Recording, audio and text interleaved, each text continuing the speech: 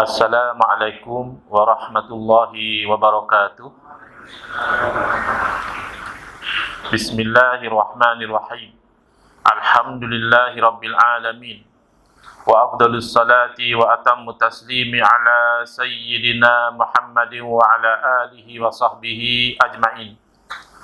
Rabbi shrah li sadri wa yassir li amri wahlul 'uqdatam min lisani yafqahu qawli. Subhanaka la ilma lana illa ma 'allamtana innaka antal alimul hakim. Allahumma akhrijna min zulumatil wahmi wa akrimna binuril fahmi waftah alaina bima'rifatil ilmi wa sahhil akhlaqana bil hilm waj'alna mimman yastami'una al-qawla fayattabi'una ahsanah.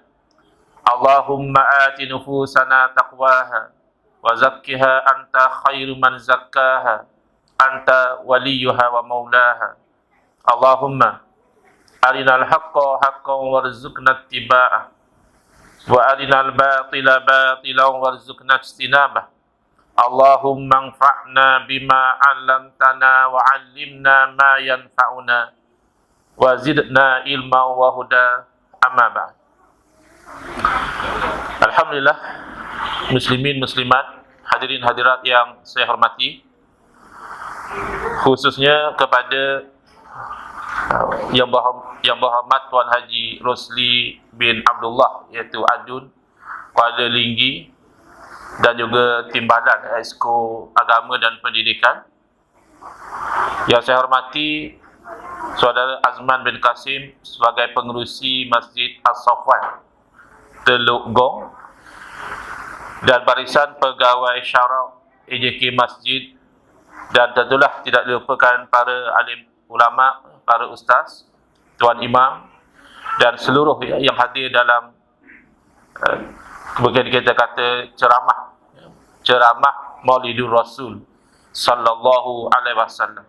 Moga-moga kita semua dirahmati dan diberkati oleh Allah Subhanahu wa taala, dan moga-moga kita semua dikurniakan oleh Allah Subhanahu wa taala kefahaman yang baik di dalam urusan agama kita, sesuai dengan sabda junjungan Nabi kita Nabi Muhammad sallallahu alaihi wasallam, man yuridillahu bihi khairan yufaqihu fid din. Barang siapa yang Allah nakkan dengan dia kebaikan, nescaya Allah beri dia faham dalam urusan agama. Dan moga-moga kita semua dikurniakan oleh Allah Subhanahu wa taala akhlak yang mulia, sesuai dengan sabda Nabi sallallahu alaihi wasallam, innama bu'istu liutammima makarimal akhlak. Hanya saja saya dibangkitkan demi untuk menyempurnakan kemuliaan akhlak. Alhamdulillah, pada tarikh 14 Rabiul Akhir kita berceramah Maulidur Rasul, dan ini membuktikan bahawa bangkangan sebahagian daripada saudara-saudara kita sendiri yang sering mempertikaikan amalan Maulidur Rasul sallallahu alaihi wasallam ini, kata dia, kenapa hanya sambut pada Rabiul Awal, kalau betul sambut itu kerana mengenang dan mengasihi Nabi sallallahu alaihi wasallam.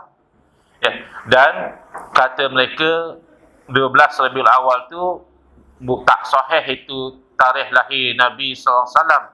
Yang pasti itu adalah tarikh kewafatan Nabi SAW. Jadi kalau kita sambut maulid, berarti kita bergembira dengan hari kematian Nabi SAW. Ini namanya GP atau GF, gagal faham.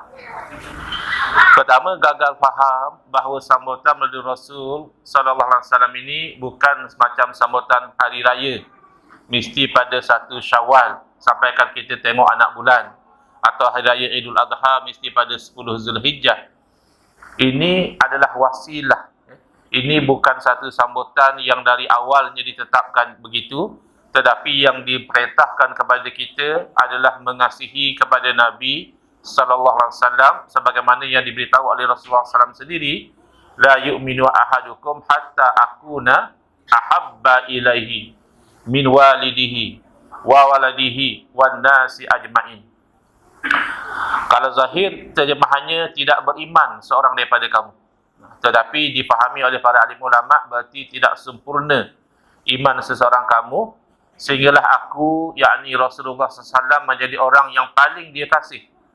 Lebih daripada dia kasih kepada ayah dia, lebih daripada dia kasih kepada anak dia, bahkan lebih daripada dia kasih kepada seluruh manusia-manusia sekaliannya.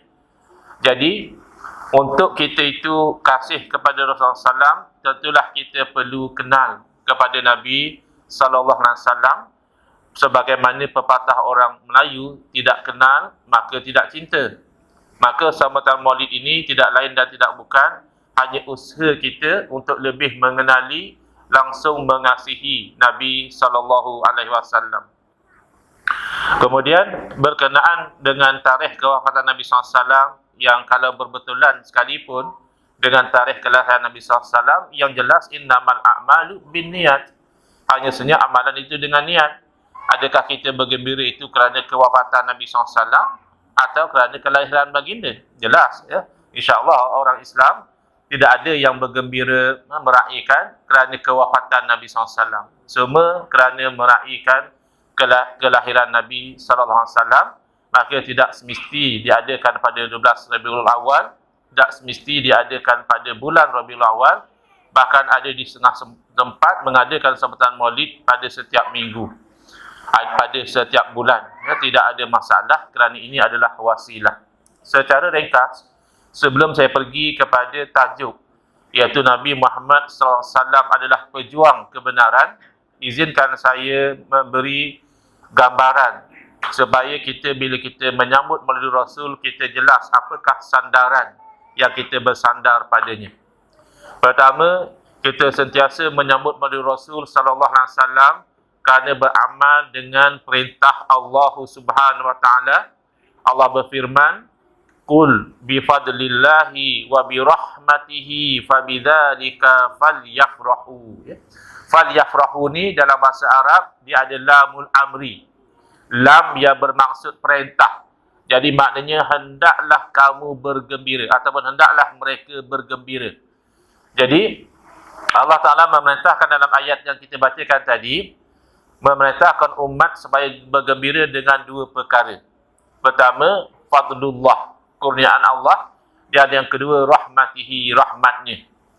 Kalau kita rujuk dalam kitab tafsir, yang dimaksudkan dengan kurniaan dan rahmat Allah adalah Al-Quran dan juga keimanan. Dan kedua-duanya adalah melalui Rasulullah SAW. Bahkan kata sepupu baginda Sayyidina Abdullah bin Abbas radhiyallahu anhuma, yang dikatakan rahmatuhu ataupun rahmatihi dalam ayat tadi adalah Rasulullah sallallahu alaihi wasallam sendiri. Kerana berdalilkan ayat Al-Quran yang lain, wa ma arsalnaka illa rahmatan lil alamin. Tidaklah kami utuskan kamu, yakni Nabi SAW, melainkan untuk menjadi rahmat kepada sekian alam. Jadi, rumusan daripada ayat tadi, kita diperintahkan supaya bergembira dengan Nabi SAW, tetapi kita tidak diperincikan bagaimana cara bergembira. Tak sama bila Allah berfirman, aqimus solat, hendaklah kamu dirikan solat. As-solah dari segi bahasa makna doa. Tapi tak boleh satu orang, bila kita tanya dia, abang dah solat ke belum? Dah. Tak nampak pun abang solat? Tadi saya dah berdoa. Solat tu doa, kata dia. Kira dah solat. Tak boleh. Kerana bila Allah Ta'ala perintahkan supaya solat, Allah Ta'ala perincikan melalui Rasulullah SAW, apakah yang dikatakan solat itu, apakah bacaannya, apakah pergerakan dan sebagainya. Tetapi bila Allah Ta'ala perintahkan kita supaya bergembira dengan Nabi SAW, Allah Ta'ala tidak perincikan bagaimanakah caranya, maka bolehlah kita itu bergembira dengan apa cara sekalipun, dengan syarat jangan sampai melanggar syarak. Ya, di Teluk Gong, apa beza Teluk Gong dengan Pangkalan Balak? Tapi dekat-dekat lah. Okey.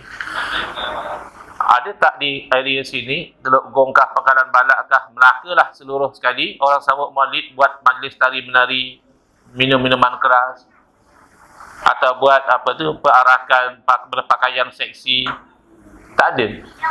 Kalau ada, wajib tuan-tuan membantah atas dasar amar ma'ruf nahi mungkar. Walaupun dia kata ini sempena sambutan maulid Rasul, tetap kita larang kerana itu bercanggah dengan syarak. Tapi alhamdulillah setakat ini tuan-tuan dan saya hidup, sambutan maulid Rasul tidak pernah lagi disambut begitu. Kalau ada kita kena larang, kerana itu haram. Dan kita juga menyambut maulid Rasul kerana mengambil contoh daripada sikap Nabi SAW sendiri apabila baginda ditanya oleh para sahabat, kenapakah baginda rajin berpuasa pada hari Isnin? Nabi SAW menerangkan, zaka yaumun wulidtu fihi. Hari Isnin itulah hari saya dilahirkan. Jadi kalau begitu, Nabi SAW meraihkan hari kelahiran baginda setiap minggu dengan cara berpuasa. Jadi kalau kita berpuasa pada hari Isnin, itu jelas tidak ada isu, tidak ada pertikaian. Bagaimana pula kalau kita adakan ceramah seperti malam ini? Boleh ke tak boleh? Mereka kata tak boleh. Bid'ah Ustaz. Zaman Nabi mana ada ceramah maulid? Ya. Tapi kalau dijemput datang juga. Kerana ada sampul. Tapi kalau ikut pendiriannya tak boleh. Sebab zaman Nabi mana ada sambut maulid macam kita sekarang ini. Zaman Khulafaur Rasyidin mana ada. Bukan begitu.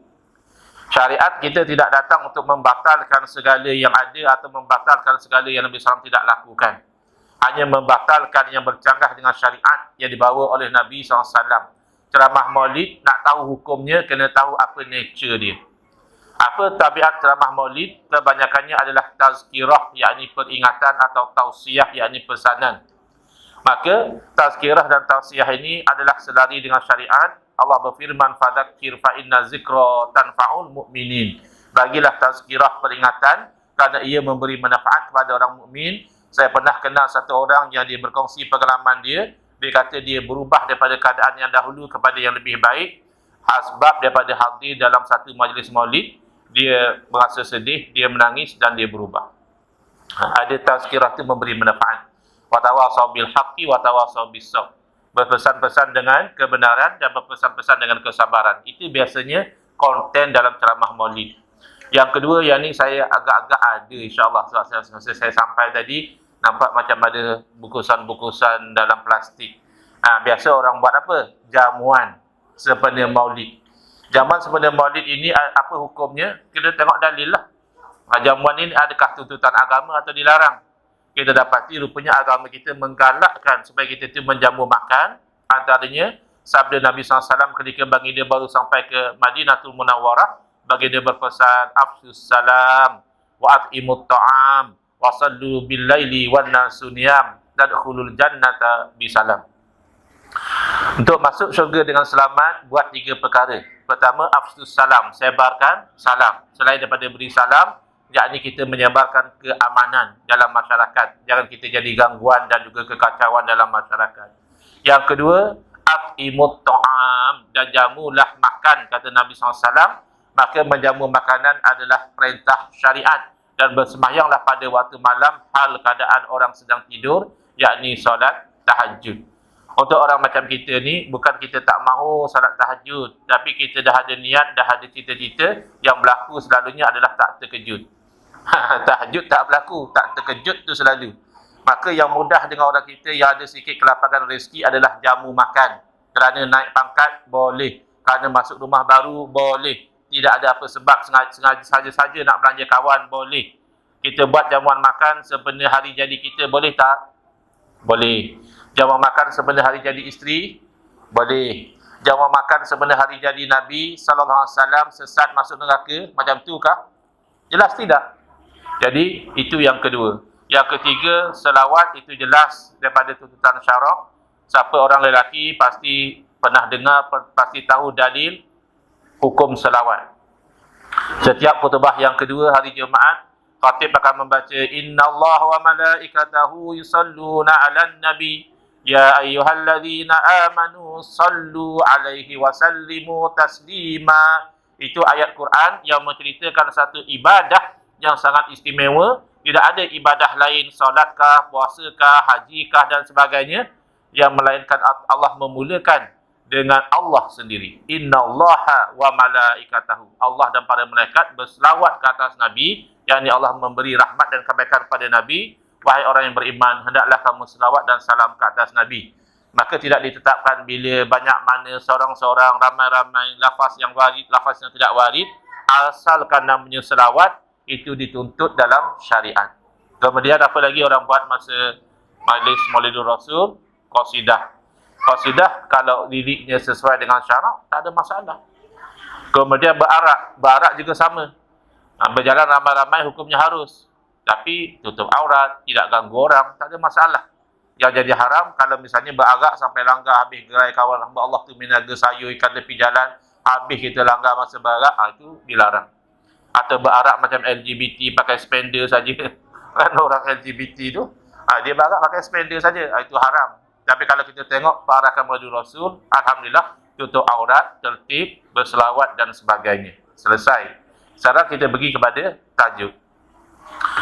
Saya difahamkan kuliah ini saya tidak mesti berhenti pada waktu isyak, kerana kalau waktu isyak dah tak lama, 8 minit, boleh lajak-lajak sedikit. Jadi insya-Allah lah lajak-lajak pun tidak akan lebih daripada pukul 9. Kalau habis awal, saya berhenti lebih awal lagi. Baik. Pertama, Nabi SAW sebagai pejuang kebenaran. Ada beberapa ciri yang sempat saya senaraikan untuk kuliah pada malam ini atau ceramah pada malam ini, iaitu yang pertama, seorang yang berjuang untuk kebenaran, dia kena sanggup kekal dalam keadaan yang baik dan positif walaupun berada pada posisi yang negatif. Ini ciri yang pertama yang perlu ada pada pejuang kebenaran. Sebab kita tidak boleh kontrol apa yang berada di sekeliling kita, di luar pada kita, tapi kita boleh kawal apa yang berada dalam diri kita. Maknanya stay positive in negative environment. Berada dalam keadaan yang baik pada suasana yang tidak baik. Yang kedua, ciri seorang pejuang kebenaran adalah dia tidak akan mengambil yang bukan hak. Kalau mula mengambil yang bukan hak, berarti kita berjuang kerana nafsu, bukan berjuangkan kebenaran lagi. Yang ketiga, ciri seorang pejuang kebenaran hendaklah mempunyai hati yang bersih. Kalau hati itu dipenuhi dengan penyakit-penyakit hati, takabur, riak, ujub, hasad, hubbud dunia, kasih pada dunia, hubbul jah, cinta glamour dan sebagainya, tidak akan jadi lagi pejuang kebenaran. Hati kena bersih. Yang keempat, kena bersikap amanah. Ini kita semua tahu bahawa Nabi SAW bahkan digelar Al-Amin, orang yang sangat beramanah, orang yang sangat boleh dipercayai. Kemudian yang kelima, orang yang menjadi pejuang kebenaran mestilah orang yang sanggup berpegang kepada prinsip walaupun berdepan dengan pujukan dan ancaman. Orang putih kata by hook or by crook. Kadang-kadang orang dia nak suruh kita buat satu perkara, dia guna hook, dia guna pujukan, ataupun dia guna crook, dia guna ancaman. Kemudian yang keenam, saya senaraikan hanya 7 poin yang insya-Allah nanti kita akan huraikan satu persatu. Seorang pejuang kebenaran, dia nak orang lain menjadi cerdik. Orang yang perjuangkan kebatilan, dia lebih suka kalau orang bodoh, kerana orang bodoh sedang ditipu. Dia tak suka kalau orang jadi pandai. Tapi orang kalau dia berjuangkan kebenaran, dia akan mendorong supaya orang lain juga dapat berfikir dengan cerdas, dapat berfikir dengan sihat, supaya mereka dapat nampak kebenaran. Ini beza dia. Dan yang ketujuh serta yang terakhir yang saya nak sentuh pada malam ini, seorang yang memperjuangkan kebenaran, bila dia berdepan dengan kebatilan, bila dia berdepan dengan kejahatan, bila dia berdepan dengan kemungkaran, kemaksiatan, kekufuran, kesyirikan dan sebagainya, maka hendaklah dia membenci perkara-perkara tersebut. Dia benci kebatilan, dia benci kemaksiatan, dia benci kezaliman dan seterusnya. Tetapi dia tidak membenci batang tubuh orang-orang yang terlibat dalam perkara-perkara tersebut. Maknanya, dia kalau boleh nak orang itu keluar daripada kebatilan, dia kalau boleh nak orang itu tinggalkan kemaksiatan, dia kalau boleh nak supaya orang itu tidak lagi berlaku zalim, sesuai dengan apa yang disebut oleh Nabi SAW, unsur akhaka zaliman aw mazluma. Hendaklah kamu tolong saudara kamu, baik saudara kamu dia orang yang buat zalim ataupun orang yang menzalimi. Dulu zaman jahiliyah, mereka pegang konsep itu juga.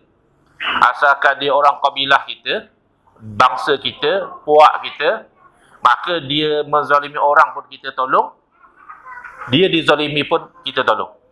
Itu konsep asabiyah yang pernah wujud di zaman jahiliyah. Jangan kita zaman sekarang hidupkan balik konsep jahiliyah tersebut. Asal yang orang kita buat, kita kata betul semua, kita sokong. Asal orang lain buat, kita kata salah, kita bangkang. Jangan. Kalau kezaliman, kita kena tolak. Tapi kenapa Nabi SAW sendiri menyuruh kaedah yang sama? Unsur akhaka zaliman atau mazluman. Tolonglah saudara kamu, walaupun dia itu orang yang sedang buat zalim, ataupun orang yang dizalimi. Maka sahabat merasa heran. Dan sahabat bertanya, ya Rasulullah, ya kalau menolong dia yang dizalimi, kami fahamlah. Kalau dia menzalimi pun kita tolong, macam mana?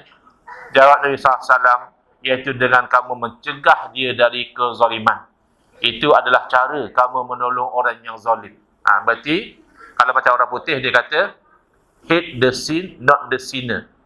Kamu benci kepada dosa itu, bukan benci pada pendosa. Kalau orang tu orang Islam, lagilah kita patut kasih kepada dia sebagai kita kasih diri kita sendiri. Kalau dia buat dosa, kita benci dosa dia.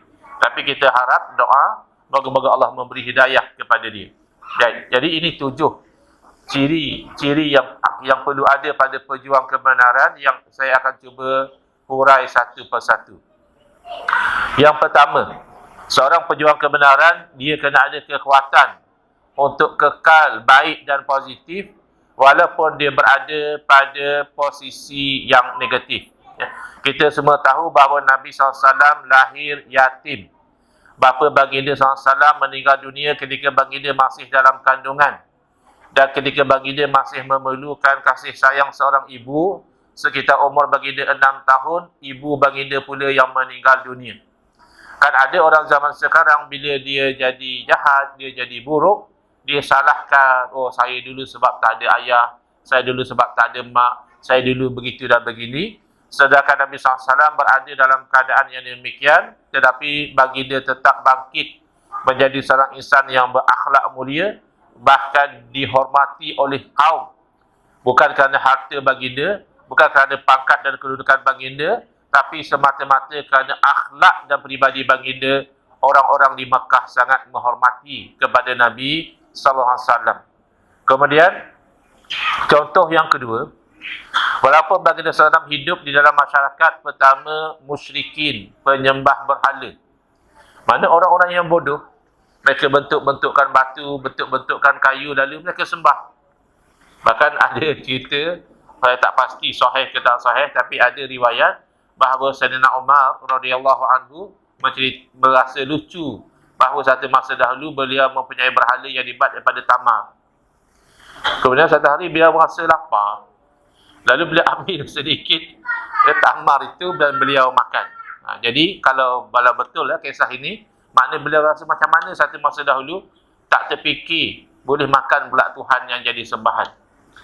Pun begitu, Nabi SAW baginda tidak pernah menyembah berhala. Walaupun suasana pada masa itu adalah suasana menyembah berhala. Kemudian pada masa itu, arak itu adalah minuman yang biasa. Tapi minum arak boleh menghilangkan akal. Sebab itu digelar arak ini Ummul Khaba'is, ibu kepada segala keburukan. Satu orang yang pernah, dia itu kononnya untuk beribadah dengan lebih baik, dihasut oleh syaitan, kamu kena buat dosa dahulu. Jadi syaitan ni dia nak sesatkan orang, dia tengok kategori. Kalau yang level rendah-rendah, syaitan boleh sesatkan dengan sebiji bola saja. Sebiji bola ditendang oleh 22 orang, puluhan ribu tak semayang. Itu. Tapi kalau level ahli ibadah, tak jadi. Akhirnya syaitan menyamar sebagai ahli ibadah juga. Tapi yang peliknya, dia punya ibadah mengatasi ibadah ahli ibadah. Kalau ahli ibadah ada masa tidur, ada masa makan, ada masa rehat, dia lihat syaitan beribadah tidak ada rehat. Jadi dia rasa pelik dan dia tanya, apa rahsia kamu beribadah sampai macam ini? Dia jawab, saya dahulu adalah ahli maksiat. Syaitan punya trik. Saya dahulu adalah ahli maksiat. Jadi setiap kali saya nak berehat, saya teringat maksiat saya dahulu, lalu saya tak sanggup nak berhenti, saya ibadah lagi. Bila nak rehat saja, ingat maksiat, saya ibadah lagi. Jadi kalau nak betul-betul dapat ibadah dengan bersungguh-sungguh, kita tu kena pernah buat maksiat, kata dia. Jadi hamba Allah ni tak pernah buat maksiat. Maksiat apa yang saya kena buat, kata dia. Ini ahli ibadah tapi jahil. Kalau dia ada ilmu, dia tahu maksiat tidak boleh buat. Lalu dia kata, kamu pilihlah, sama ada kamu minum arak, ataupun kamu berzina, ataupun kamu bunuh orang. Pilih, ini semua maksiat. Mana-manalah kamu pilih. Dia fikir Allah, nak berzina dia tak tergamak. Dia orang ahli ibadah. Padahal kali mengorat pun dia tak biasa. Tiba-tiba nak suruh berzina, memang dia tak mau. Bunuh orang lagi lah. Barangkali pukul orang pun dia tak pernah. Apakah nak suruh bunuh orang. Jadi dia lihat-lihat yang paling ringan tu, barangkali minum arak lah. Lalu bila datang satu orang perempuan, menjual arak, dia beli dan dia minum. Dalam keadaan mabuk, dia berzina. Bila berzina, dia rasa takut orang tahu, dia bunuh. Akhirnya package. Tiga-tiga dosa berpunca daripada ummul khaba'is. Nabi SAW hidup dalam masyarakat yang sentiasa minum arak, bagi dia tidak pernah minum arak.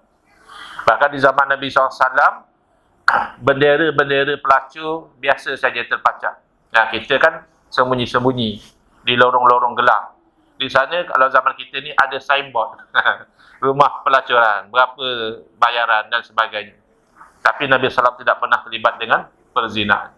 Orang yang nak hina Nabi SAW, kononnya Nabi SAW ini kaki perempuan sebab isteri baginda ramai, dia tidak membaca sirah perjalanan hidup Nabi SAW. Kalau memang kaki perempuan, anytime masa Nabi muda, sebelum Nabi berkahwin umur 20-an tu, masih itu boleh pergi berzina di mana-mana, biasa. Bukan satu benda yang ma'aibkan. Tapi Nabi SAW tidak pernah terlibat dengan perbuatan tersebut, bahkan bila berkahwin dengan wanita yang jauh lebih tua pada baginda pada usia 25 tahun, dan kekal dengan satu isteri, sehinggalah Sayyidatina Khadijah meninggal dunia. Nabi SAW pun sudah berusia, barulah baginda berkahwin lebih pada satu. Jadi ada orang dipermainkan oleh isteri dia. Dia kata, abang rasa nak kahwin lagi lah ikut sunnah Nabi. Dia kata, baguslah abang nak ikut sunnah Nabi.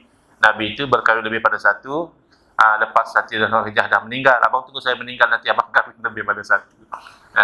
Isteri dia mengaji sirah. Dia tahu bahawa Nabi SAW dah berusia, baru baginda start poligami, dan baginda pun banyaknya berkahwin dengan janda-janda yang sudah tua demi untuk memberikan kepada mereka itu suami yang boleh menjaga mereka. Yang ada anak dara pun Sayyidatina Aisyah radhiyallahu anha. Baik, jadi zaman itu zaman orang berzina, Nabi SAW masih kekal dalam keadaan yang positif dan memelihara diri baginda. Nanti kita akan lihat salah satu teknik yang Nabi SAW lakukan untuk menyelamatkan diri daripada suasana yang negatif. Pejuang kebenaran kena ada kekuatan itu. Yang kedua, seorang pejuang kebenaran, dia tidak mahu mengambil yang bukan hak dia. Zaman kita, na'udzubillah min zalik, ramai orang yang menggelarkan diri dia sebagai orang yang berjuang, tetapi akhirnya tergamak mengambil hak orang lain, semata-mata untuk memenuhi tuntutan hawa nafsu. Diceritakan, diriwayatkan bahawa Nabi SAW, kita semua tahu sejarah baginda, bahkan ini adat orang Arab, iaitu biasa kanak-kanak itu disusukan oleh ibu susuan. Kerana biasanya perempuan-perempuan kampung, suasana kampung ini lebih dianggap positif untuk bayi itu membesar. Maka ibu susuan baginda iaitu Halimatus Sa'diyah radhiyallahu anha mula-mula memberi susu kepada Nabi SAW melalui susuan sebelah kanan. Memberi baginda susuan sebelah kanan. Kemudian apabila beliau ingin memberi susuan sebelah kiri, Nabi SAW tidak pernah mahu. Kenapa? Kerana sebelah kiri itu adalah hak saudara sesusu baginda. Baginda stick pada yang diberi pada baginda awal, itu adalah hak baginda. Daripada baby lagi. Sudah ada sikap Nabi SAW itu tidak mahu mengambil hak orang lain. Dalam hadis sahih riwayat Imam Bukhari, menunjukkan lagi sikap bahawa Nabi SAW tidak mahu mengambil yang bukan hak, bahkan tidak mahu anak cucu baginda terlibat mengambil yang bukan hak. Kadang-kadang kita ni ada peluang, kita bagi pada anak kita, pada cucu kita, pada ahli keluarga kita. Padahal kalau berhak tak masalah. Tapi kalau bukan hak, maka itu membawa kepada dosa. Diriwayatkan bahawa Sayyidina Hasan bin Ali radhiyallahu anhu satu masa mengambil sebiji tamar sahaja. Kan budak-budak macam kanak-kanak ni kan dia main-main, tiba-tiba dia tengok ada selongguk kurma. Jadi dia ambil dan dia makan, letak di mulut dia. Padahal kurma itu adalah kurma zakat. Kurma zakat, mungkin kita tahu bahawa keluarga Nabi SAW, keturunan Nabi SAW tidak dibenarkan menerima zakat. Itu hukum asal dia. Mungkin ada ijtihad baru di zaman kita, tapi memang daripada awal keluarga Nabi tidak boleh menerima sedekah, tidak boleh menerima zakat. Mereka menerima al-khumus daripada ghanimah peperangan. 1/5 daripada harta rampasan perang itu untuk keluarga Nabi SAW. Tapi kalau zakat tidak boleh. Jadi kalau kita fikir semitah lalu, apalah sangat sekadar sebiji kurma. Yang ambil pun kanak-kanak yang belum baligh, yang belum ada dosa pahala. Apalah sangat. Tetapi apabila Nabi SAW melihat, lalu Nabi SAW bersabda, kih. Dalam hadis disebut macam itu. Maka kalau kita ni, suruh keluarkan balik. Dan untuk dibuang. Lalu Nabi SAW memberitahu bahawa keluarga baginda tidak dibenarkan untuk mengambil daripada habuan zakat. Sehingga kan cucu yang masih kecil pun Nabi SAW telah didik untuk tidak mengambil yang bukan hak. Iaitu ciri kedua, pejuang kebenaran. Ciri yang ketiga, seorang yang berjuang untuk kebenaran mestilah mempunyai hati yang bersih. Kita boleh ambil pengajaran daripada Nabi SAW. Pertama, peristiwa baginda dibelah dada dan hati baginda dibersihkan oleh para malaikat, dan peristiwa uzlah baginda di Gua Hira. Saya bawakan hadis sahih, antaranya diriwayatkan oleh Imam Muslim, bahawa Nabi SAW datang kepada baginda malaikat Jibril alaihissalam. Ketika itu baginda sedang bermain dengan kanak-kanak. Ketika malaikat datang, Nabi SAW masa itu masih kanak-kanak. Jadi kanak-kanak, bermain dengan kanak-kanak, biasa. Lalu malaikat itu mengambil Nabi SAW dan membaringkan baginda, lalu dibelah dada dan juga hati baginda, dan dikeluarkan satu ketulan darah. Dan malaikat berkata, ini adalah habuan syaitan daripada kamu. Jadi oleh kerana Nabi SAW ini adalah pejuang kebenaran, dari awal lagi dibersihkan hati baginda daripada tempat yang mungkin menjadi hasutan syaitan. Lalu dibasuh dalam satu bekas daripada emas dengan air zam-zam. Kemudian dijahitkan semula tempat belahan tadi. Yang ni surgery. Zaman kita tak hairan lah. Mungkin zaman itu agak mengherankan kalau boleh belah, buat keluar, kemudian masuk balik, pasang balik. Zaman sekarang kan ada open heart surgery dan sebagainya. So tidak mengherankan. Kemudian diletakkan balik di tempatnya, dan budak-budak yang nampak tu mereka berlarilah pergi kepada yang menjaga Nabi SAW, ibu yang menjaga Nabi SAW. Lalu mereka mengatakan bahawa Nabi dah kena bunuh, Muhammad dah kena bunuh, ada orang ambil keluar dan sebagainya. Tapi ini menunjukkan kepentingan untuk membersihkan hati sebelum berjuang untuk kebenaran. Tapi kita tak dapatlah keistimewaan macam itu. Nak bersih hati dengan cara malaikat datang basuh hati kita dengan air zam-zam, itu tak berlakulah pada kita.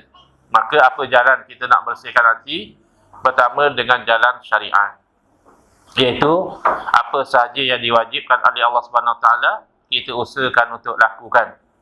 Apa sahaja yang diharamkan, kita usaha untuk jauhi. Lebih-lebih lagi yang berkaitan tentang makanan.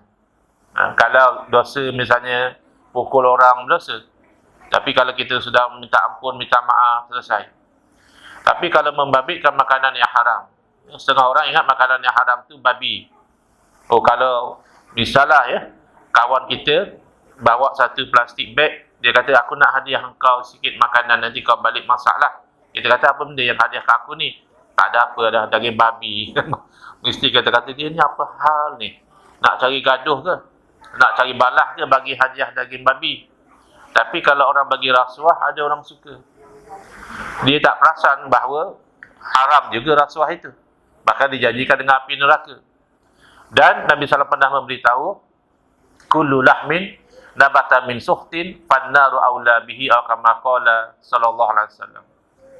Setiap cebisan daging yang tumbuh daripada sumber yang haram, maka api neraka yang lebih aula untuk membakarnya. Kita bimbang ya, kalau sudah masuk makanan haram dalam diri kita, hati kita akan jadi kotor. Kita tidak akan istiqomah di atas ketaatan. Maka itu jalan kita untuk bersihkan hati melalui syariat. Kemudian untuk pergi lebih lagi, itu adalah melalui tarikat, melalui tasawuf ya. Tapi pastikan tarikat yang betul lah. Kerana ada juga ajaran-ajaran yang menyeleweng, dia pakai label tarikat. Tapi pastikan kalau di Melaka, saya tak pasti. Kalau di Negeri Sembilan, dia ada Gilsah, itu Sufiyah, yang memantau amalan-amalan tarikat itu untuk memastikan tidak bercanggah dengan syariat. Itu kayu ukur yang paling basic. Kerana apa? Kerana tarikat adalah untuk dapat ridha Allah. Takkan nak dapat ridha Allah disuruh langgar syariat Allah. Kita nak Allah redha pada kita. Oh, caranya kita langgar perintah Allah. Tak mungkin. Maka dia mesti selari. Tarikat dia tidak boleh sampai melanggar syariat. Dan tujuan tarikat adalah untuk mardatillah. Ya? Ada orang ingat masuk tarikat nak terbang di udara. Itu lucu. Kalau nak terbang di udara tak payah masuk tarikat. Ya? Saya selalu buat macam ni je. Beli tiket kapal terbang. Ikutlah, nak beli Firefly ke, Mars ke, Air Asia ke. Jangan beli My Airline sudah tutup. Kena scam. Tak sangka ya, saya kat kapal terbang pun boleh buat scam. Tapi kalau nak terbang macam tu caranya. Bukan dengan tarikat. Tak perlu terbang di udara. Tarikat, kita nak bersihkan hati kita pada kekotoran kerana apapun perjuangan kita mesti dengan hati yang bersih. Dia ceritakan, ini dalam Sahih Bukhari ya. Kana awwal ma budi'a bihi Rasulullah SAW minal wahyi. Bab badul wahyi. Bab awal-awal menerima wahyu adalah ar-ruya as-sadiqah fin naum. Mendapat mimpi yang benar ketika tidur. Di zaman kita, ada orang yang terlampau galib dengan mimpi, ada pula yang terlampau alergik dengan mimpi. Yang terlampau galib dengan mimpi tu, dia hanya semua benda dia nak kata mimpi ya. Padahal mimpi bukan sumber hukum. Dalam syariat kita, mimpi bukan sumber hukum. Yang sumber hukumnya Quran, sunnah, ijma', qiyas dan sebagainya. Tapi ada pula orang yang anti sangat, alergik sangat kepada mimpi. Apa ni tidak demikian. Kita pertengahan. Kerana mimpi ni sebagaimana dalam hadis Nabi SAW, Nabi memberitahu tidak lagi tersisa daripada wahyu melainkan al-mubasyirat. Ditanya oleh para sahabat, al-mubasyirat itu apa? Nabi SAW menjawab, ar-ru'ya as-salihah, mimpi yang baik. Jadi mimpi yang baik boleh jadi panduan dalam kehidupan, bukan nak buat hukum baru. Satu orang misalnya, dia bermimpi dipesan oleh seorang lelaki yang soleh, ataupun seseorang yang nampaknya jernih mukanya, ataupun hatta oleh Rasulullah SAW sendiri, untuk banyakkan istighfar, untuk banyakkan selawat. Tak ada masalah. Kerana hukum istighfar selawat dah jelas. Tak mungkin satu orang misalnya bangun-bangun tidur dia kata, mulai hari ini kita dah boleh minum arak. Sebab tadi saya mimpi Rasulullah bagi tahu mulai hari ini arak dah tidak haram lagi. Tak ada macam itu. Mimpi ni hanya panduan saja. Tidaklah kita anti. Bahkan kalau kita lihat dalam surah Yusuf, kita surah Yusuf bermula dengan mimpi. Iaitu mimpi Nabi Yusuf AS. In qala Yusuf li abihi ya abati inni ra'aitu ahada asyara kawkaban wasyamsa wal qamara ra'aituhum lahu li sajidi. Jadi dia cerita lihat 11 bintang, matahari dan bulan bersujud kepada dia. Itu mimpi, tapi ada makna dia. Bahkan itu kalau kita kata itu mimpi seorang nabi. Mimpi seorang raja yang kafir melihat 7 ekor lembu yang gemuk. kemudian dimakan oleh 7 ekor lembu yang kurus pun ditakbir oleh Nabi Yusuf alaihissalam. Diterangkan ini maknanya. Padahal yang bermimpi orang kafir. Jadi mimpi ini ada kedudukannya, boleh membawa kepada satu panduan, tapi bukan sampai menjadi sumber hukum, tidak. Jadi Nabi SAW juga mendapat mimpi yang benar. Kemudian apa yang Nabi SAW lakukan selepas itu, baginda suka bersunyi, mengasingkan diri daripada suasana yang negatif, lalu baginda beruzlah lah kalau istilah kita sekarang ni, di Gua Hira. Dan baginda beribadah di situ, dan baginda hanya pulang untuk mengambil bekalan, kemudian pergi semula untuk beribadah seorang diri. Inilah barangkali yang dilakukan oleh sebahagian orang dalam rangka untuk membersihkan hati mereka. Ada masa-masa itu mereka bersuluk, mereka duduk, tapi bersuluk ni bukan seorang-seorang lah. Nabi SAW dapat bimbingan daripada Allah direct, kita dapat bimbingan daripada guru. Kena cari guru yang mursyid, yang boleh membimbing kita dalam perjalanan membersihkan hati daripada kekotoran hati. Ini perjalanan yang panjang, bukan senang. Bahkan antara penyakit yang susah nak dibuang adalah hasad. Kata ulama sendiri, hasad dengki ni dia menghinggapi hatta di hati para ulama. Tadi diperkenalkan saya ulama besar tu, saya segan betul. Saya ulama pun belum, apatah lagi ulama besar. Saya ni ustaz kecil-kecil saja. Ulama tu level dia lain, belum lagi.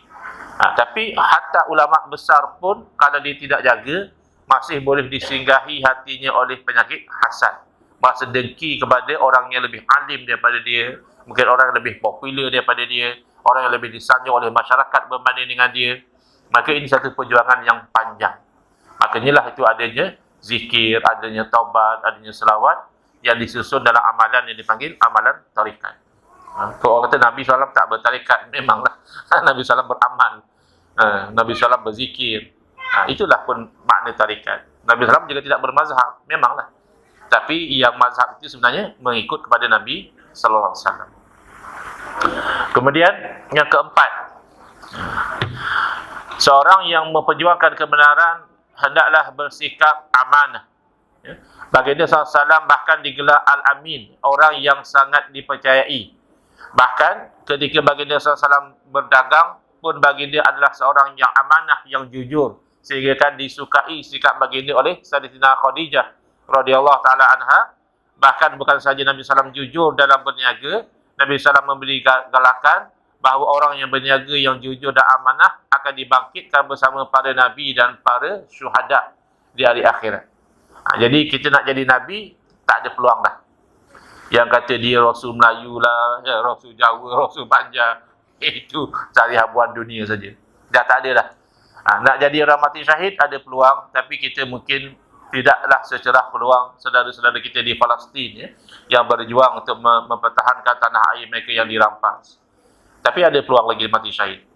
Yang ramai orang ada peluang adalah menjadi peniaga yang jujur. Hatta jirus saduqul amin ma'al anbiya wa syuhada yaumal qiyamah. Orang yang berniaga dan jujur. Nabi SAW pernah cek di zaman kita ni, mungkin KPDNKK lah buat kerja ni, cek peniaga ni. Nabi cek satu orang berniaga, Nabi seluk tangan bagi dia dalam bekas perniagaan dia tu, Nabi dapati yang di bahagian bawah tu tak elok. Jadi Nabi tanya, dia cakap, saya sengaja Rasulullah letak yang elok-elok di atas supaya bila orang tengok, orang sangkakan elok semua. Jadi itu sebenarnya satu bentuk ketidakjujuran, tidak amanah dalam berniaga. Nabi SAW tak bagi. Nabi bersabda, man ghasya falaisa minna. Barang siapa yang menipu, dia bukan daripada golongan kami. Jadi hati-hati nak berjanji, nak bercakap, kena pastikan betul. Kalau bercakap tapi berbohong, tak berbaloi dengan balasan di hari akhirat. Di dunia mungkinlah dapat harta, dapat jawatan, dapat pujian dan sebagainya.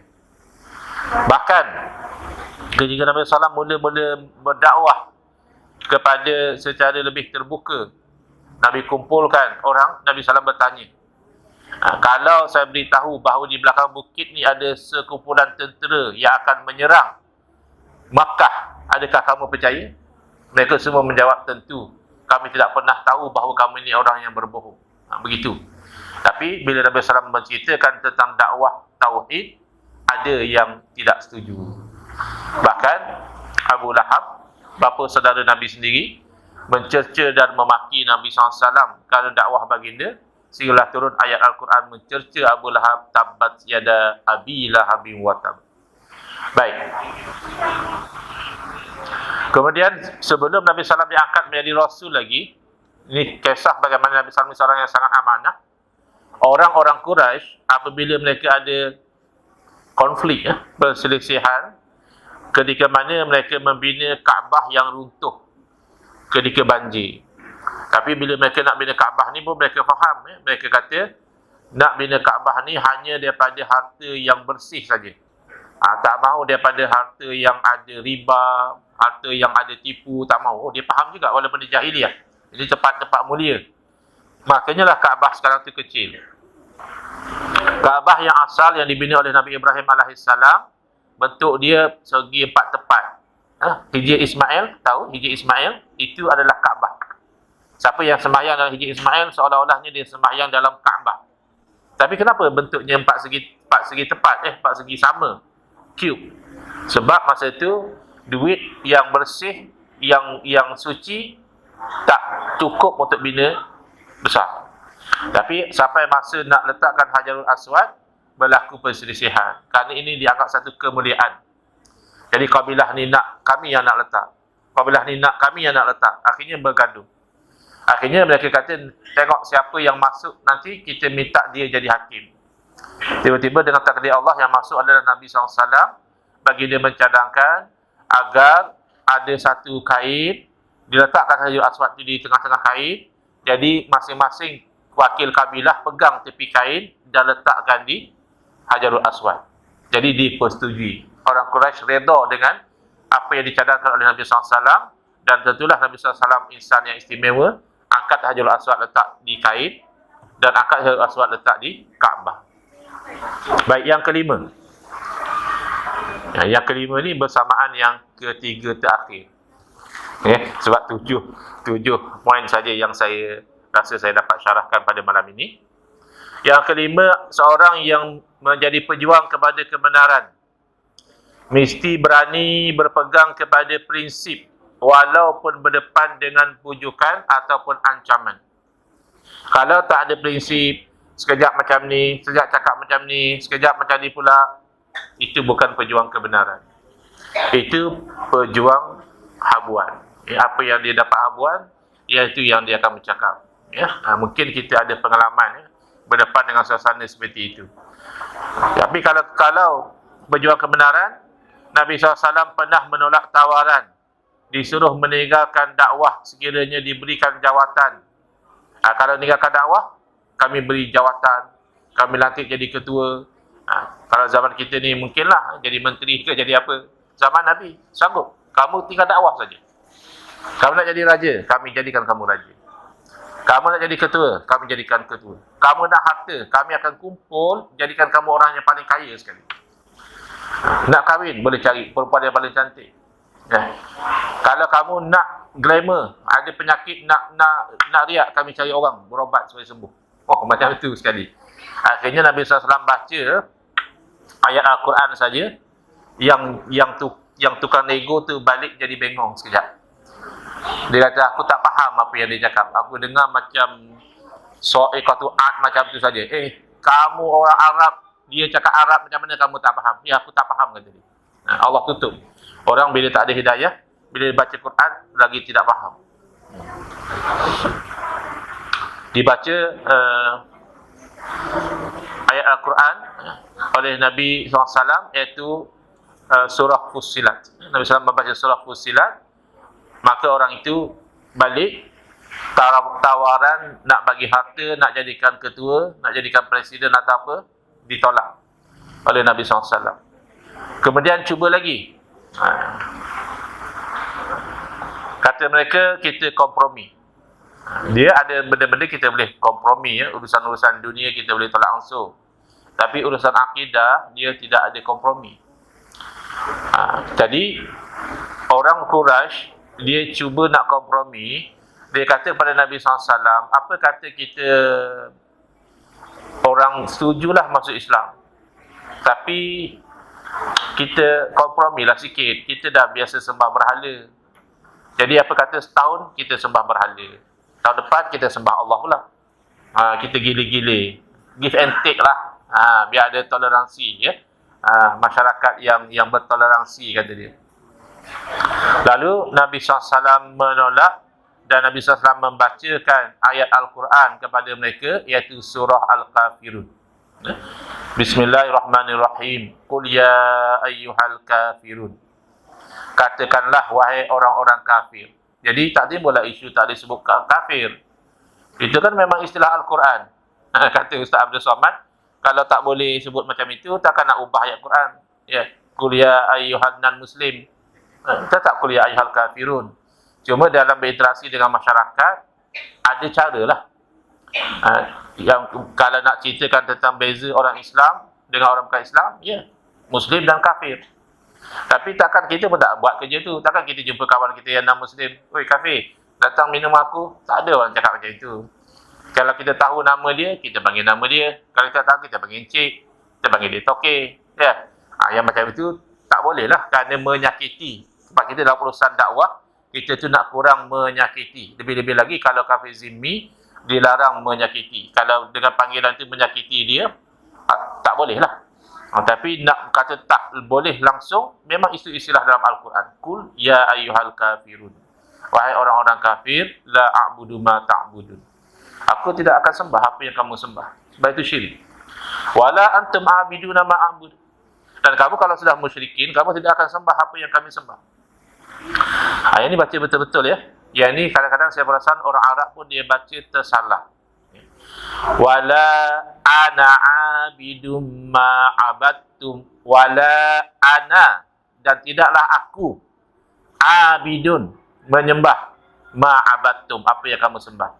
Jadi saya pernah dengar orang Arab dia baca wala an abid, bukan ana wala ana abidun.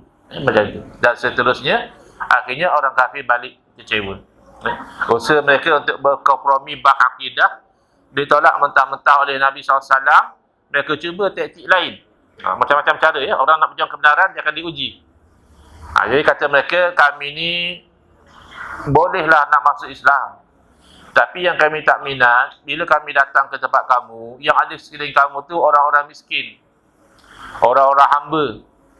Kami ni orang-orang korporat, orang-orang kaya, orang-orang yang ada status. Jadi tak best lah macam itu. Tak seronok lah duduk satu dewan, satu tempat dengan orang-orang macam ini.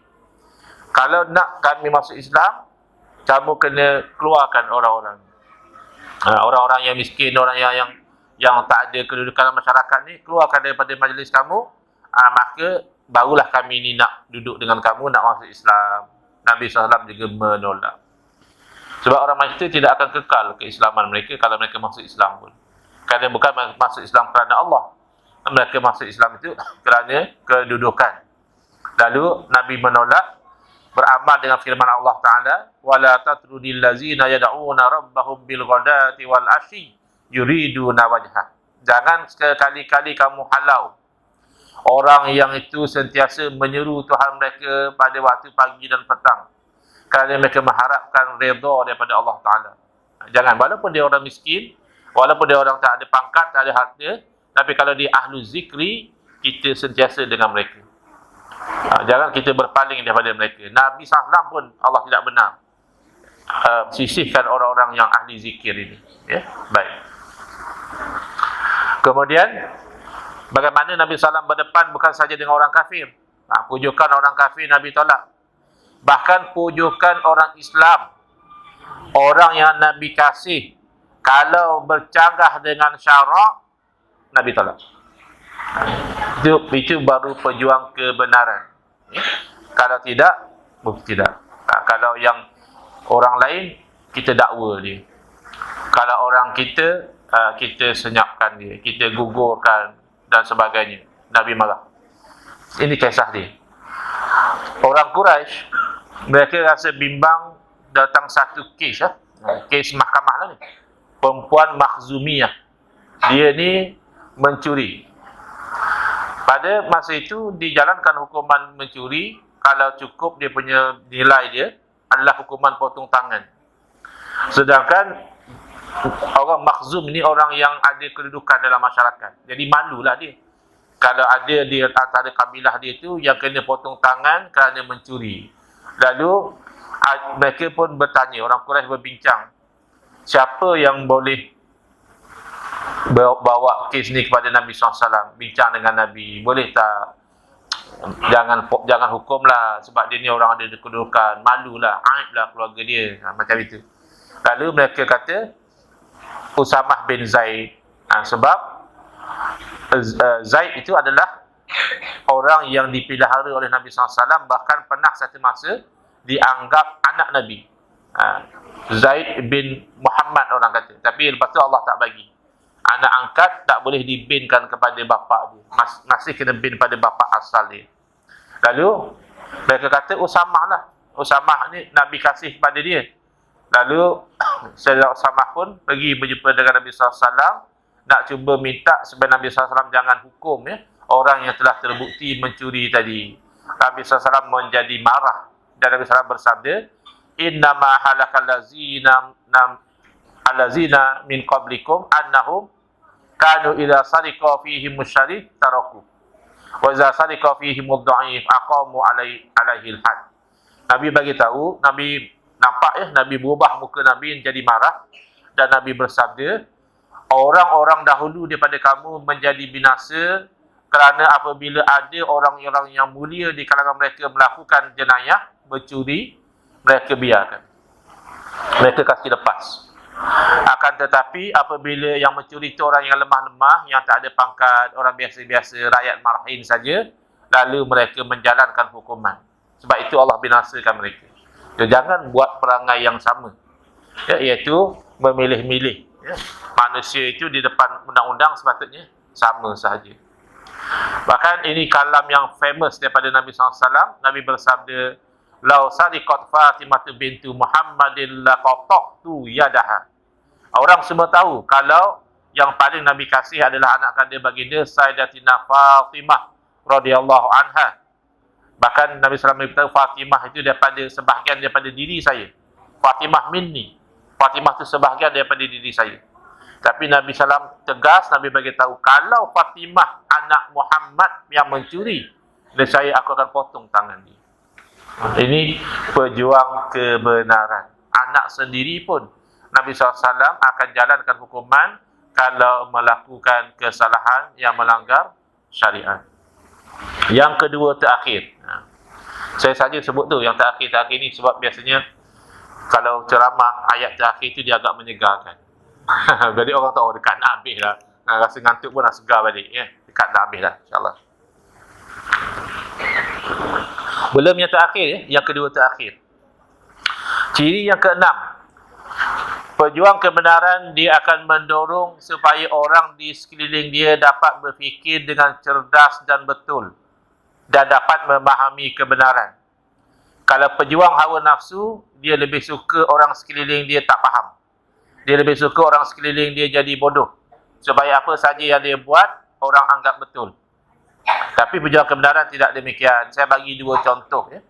Contoh yang pertama, Nabi SAW berhadapan dengan satu orang Arab Badawi yang tak faham akidah. Dari segi akidah, hakikatnya apa sahaja yang berlaku adalah ketentuan Allah. Dari segi sebab musabab, ini sebab berlaku macam ini, ini sebab berlaku macam ini. Orang ini kena penyakit macam ni sebab jantungnya tersumbat. Orang ni sakit macam ni kena jangkitan kuman. Orang ni sakit macam ni sebab sel dia makan sel dia sendiri. Itu namanya sebab. Dari segi hakikat tauhid, penyakit adalah daripada Allah. Lalu Nabi SAW mengajar kedua-duanya. Syariat Nabi ajar kalau satu negeri ditimpa wabak ta'un, yang duduk di luar jangan masuk. Kalau masuk itu jadi sebab jangkitan. Yang duduk di dalam jangan keluar. Itu namanya kuarantin. Sebab kalau keluar boleh menyebabkan merebak penyakit tadi. Ini syariat. Nabi ambil kira sebab dan musabab. Tapi hakikat, penyakit adalah daripada Allah. Nabi bersabda, la adwa wala safara wala hammata. Tidak ada jangkitan penyakit, tidak ada kesialan disebabkan bulan Safar, tidak ada kesialan burung dan sebagainya. Lalu orang Arab kampung dia bertanya, wahai Rasulullah, dia rasa pelik. Apa pula halnya unta yang berada seolah-olahnya unta yang sihatlah, yang melompat sana, melompat sini, tiba-tiba masuk kepada mereka satu ekor unta yang berpenyakit. Tiba-tiba yang lain jadi berpenyakit semua. Makna orang Arab Badawi ni tak faham kalau Nabi kata tak ada jangkitan. Maksud Nabi tak ada jangkitan tu dari segi hakikat. Tapi orang Arab Badawi, Arab kampung, dia tengok unta, kalau masuk satu unta yang berpenyakit, yang lain pun jadi berpenyakit. Macam mana pula Nabi SAW kata tak ada jangkitan? Jadi Nabi SAW tidak memarahi orang ini. Dia tahu orang ini tak faham yang dia nak sampaikan. Lalu Nabi membuka fikiran orang Arab Badawi ni dengan bagi dia bertanya, faman a'dal awal. Kalau memang penyakit perlu kepada jangkitan, maka siapakah yang menjangkiti unta yang mula-mula sakit? Dia tak akan unta ni berjangkit pada unta ni berjangkit, tak habis-habis, tak mungkin. Dia mesti ada unta yang mula-mula sakit. Barulah Arab Badawi terfaham, oh kalau begitu hakikatnya penyakit daripada Allah. Sebab itu hati-hati ya, zaman kita ni ada orang yang menyebarkan penyakit, ringkasannya BBAK. Orang sini pernah dengar BBAK? Belum, tak dapat. Tengok respon muka tu belum dengar lagi. Ringkasan daripada penyakit biar bodoh asal confident. Antara penyakit biar bodoh asal confident di zaman kita ni adalah golongan yang mendakwa kami pegang Quran Sunnah, kami tak guna akal. Sejak bila Quran Sunnah tak bagi guna akal? Quran Sunnah yang suruh kita guna akal. Afala ta'qilun. Kenapa kamu tidak guna akal? Wa qalu law kunna nasma'u aw na'qilu ma kunna fi ashabis sa'ir. Ahli neraka mengeluh, kalaulah dahulu di dunia kami mahu mendengar atau kami mahu menggunakan akal, tidaklah kami tergolong daripada ahli neraka. Salah satu sebab masuk neraka tidak guna akal. Dan Nabi membuka akal orang Arab Badawi tadi supaya faham hakikatnya penyakit adalah daripada Allah. Contoh yang kedua, tentang satu orang pemuda datang berjumpa Nabi SAW meminta izin. Bayangkan kalau kita duduk ramai-ramai, satu orang datang minta izin. Minta izin apa? Izan li bizina. Izinkanlah saya supaya saya itu dibenarkan untuk berzina. Jadi bila dengar macam tu, sahabat-sahabat yang ada sekeliling Nabi tu semua pakat dah. Hai, nak kena budak ni. Orang hajar je. Minta nak berzina dengan Nabi pula. Nabi kata, mah. Macam tu. Syarat Nabi jangan. Dia orang muda. Nafsu dia kuat.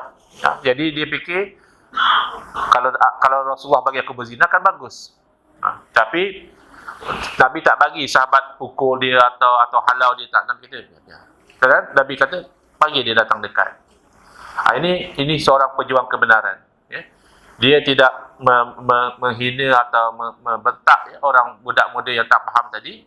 Nabi panggil nak ajar dia supaya boleh berfikir. Dia kata, bila sampai dekat, pemuda tadi duduk di sisi Nabi SAW, Nabi mula membuka fikiran dia. Nabi cakap elok-elok, ni saya nak tanya, kalau ada orang nak berzina dengan mak kamu, okey tak? Tak boleh. Nabi buka fikiran dia. Kalau berzina dengan mak saya tak bagi. La wallah, dia kata, demi Allah saya tak akan bagi. Kemudian Nabi mula membuka fikiran dia. Orang lain pun tak suka kalau orang berzina dengan mak mereka. Dia baru boleh faham. Dia dah boleh rasa, kalau orang nak berzina dengan mak aku, apa hal? Keluar pedang dia. Tapi orang lain pun tak suka kalau mak dia dizinai. Adakah kamu suka kalau kamu ada anak perempuan, orang berzina dengan anak perempuan kamu? Demi Allah aku tak suka, wahai Rasulullah. Lalu Nabi kata, orang lain pun, manusia lain pun tak suka kalau orang berzina dengan anak perempuan mereka. Adakah kamu suka kalau orang berzina dengan kakak kamu atau dengan adik perempuan kamu? Dia kata, demi Allah aku tak suka. Nabi bersabda, orang lain pun tak suka kalau orang berzina dengan adik-beradik perempuan mereka.